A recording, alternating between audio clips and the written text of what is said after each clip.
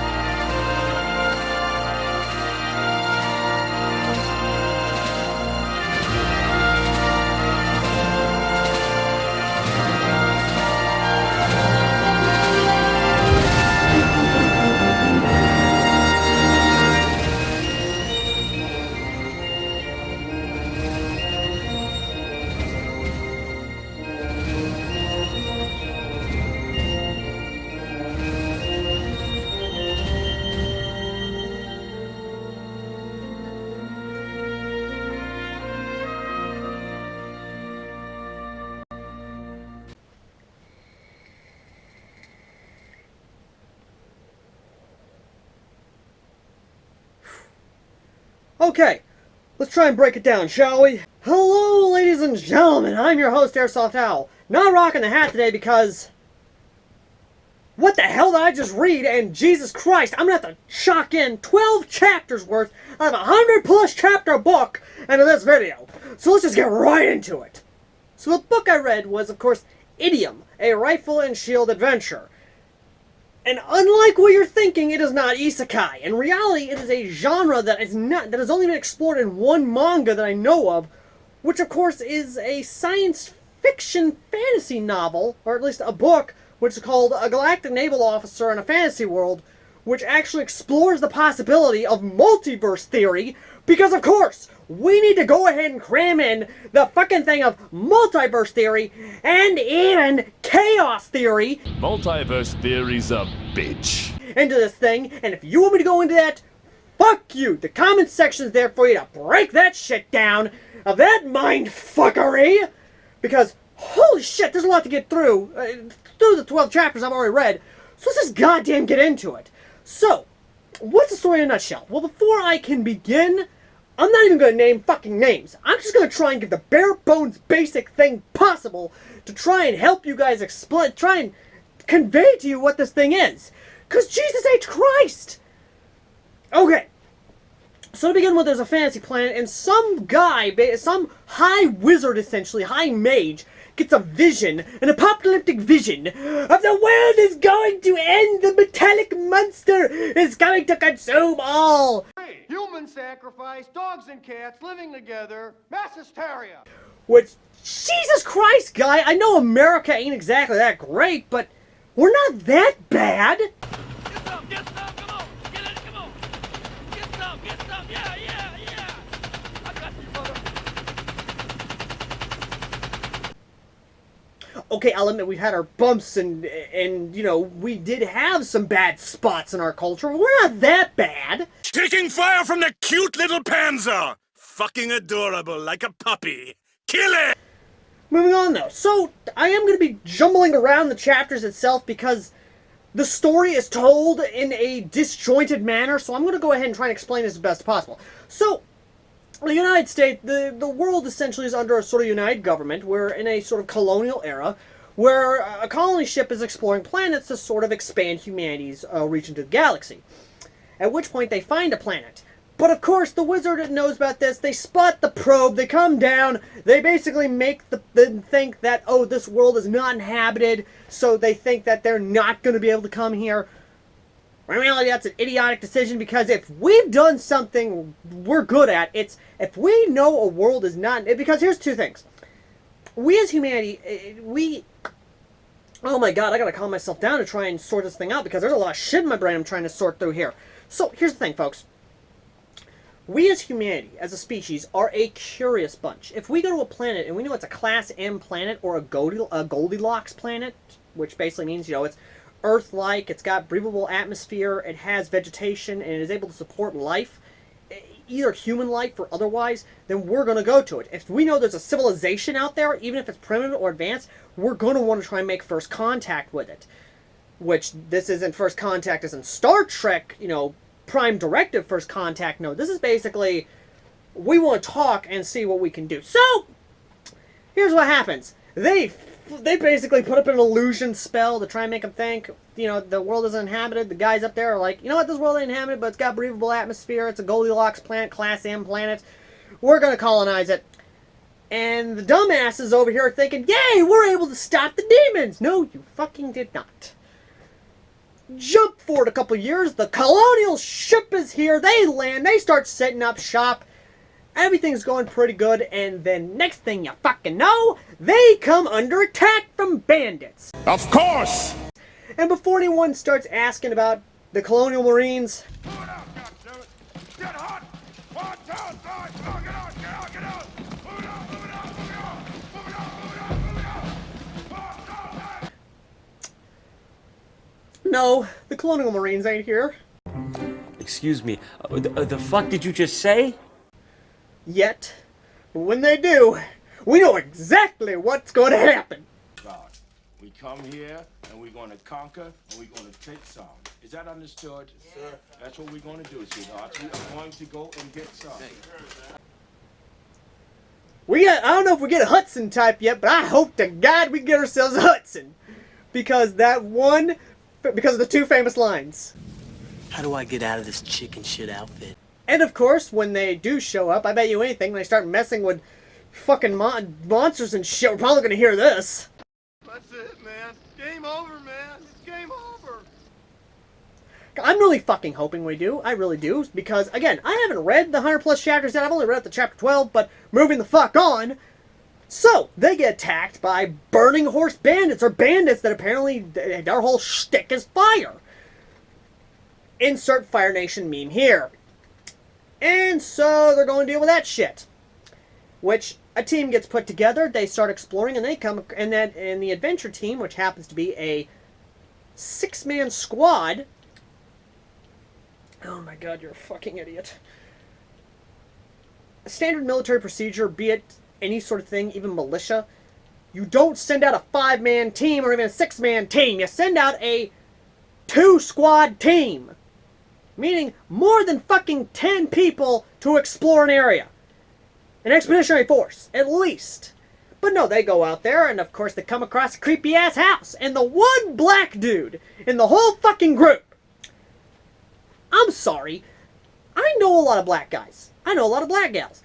And I'm told that they even read this book with me one time. I actually introduced them to this. And when they read that chapter, they themselves said that the black dude of the group did not act black.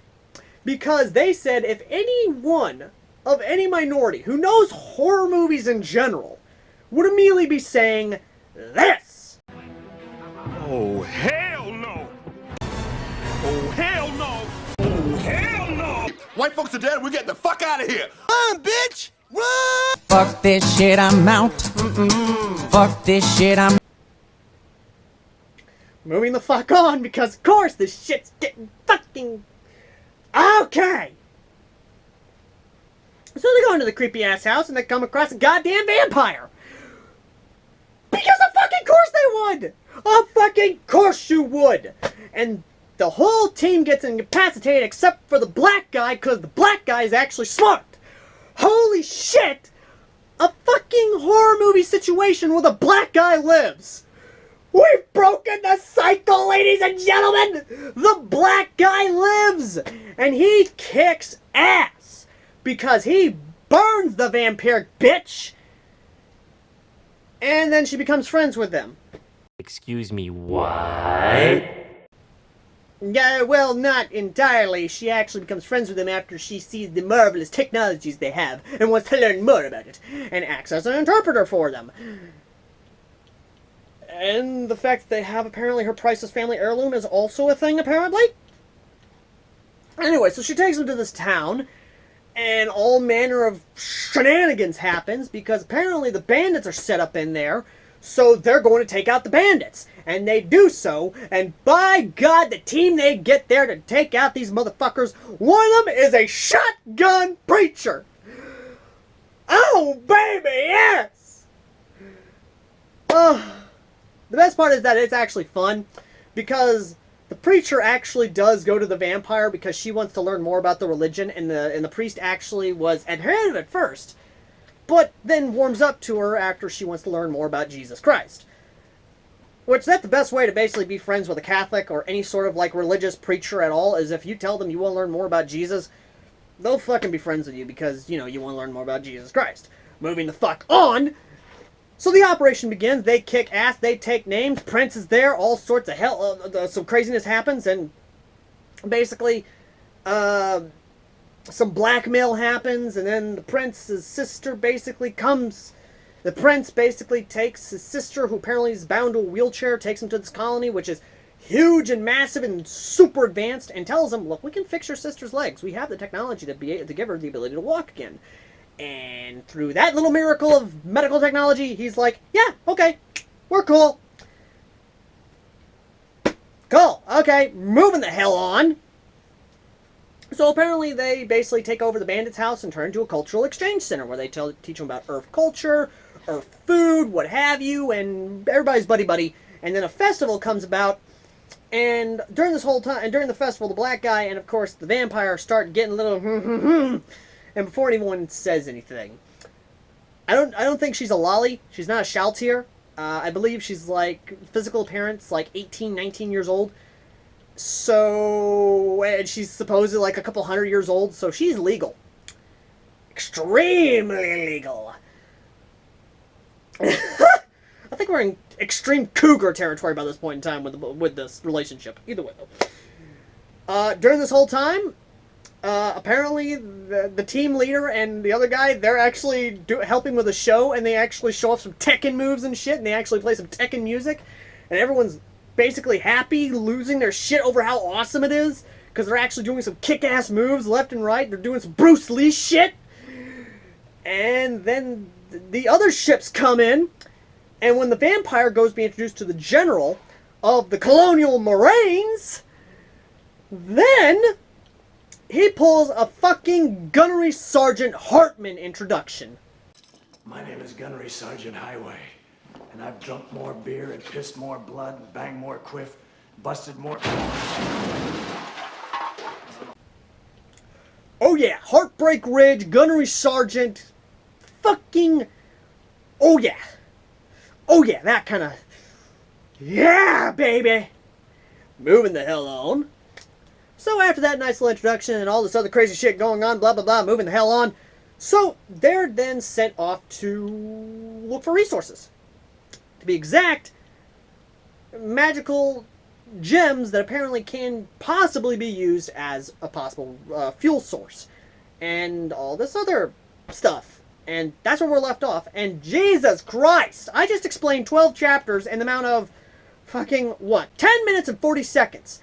If I had to go into great detail about those 12 chapters, we would have been here for at least an hour. And I'm not going to do that to you folks. All I'm going to tell you is Chapter 1's link is going to be down below if you want to fucking read it. And believe me, it is actually worth a good read. But, what I think of these 12 chapters, I thought they were entertaining.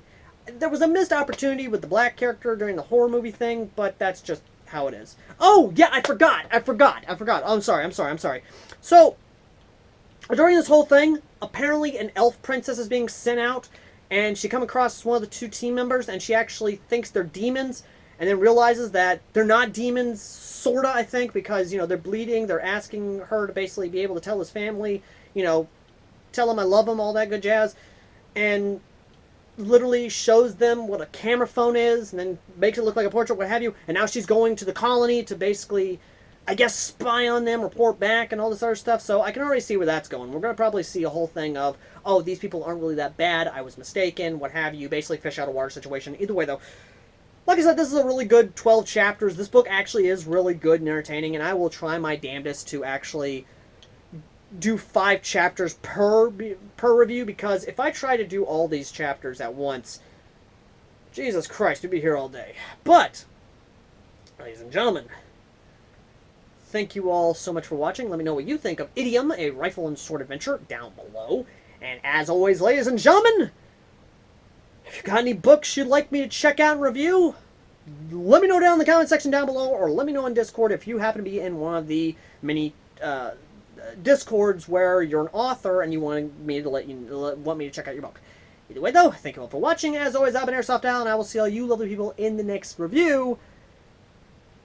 Till next time. Now, if you excuse me, I'm going to sleep because my eyes hurt from reading.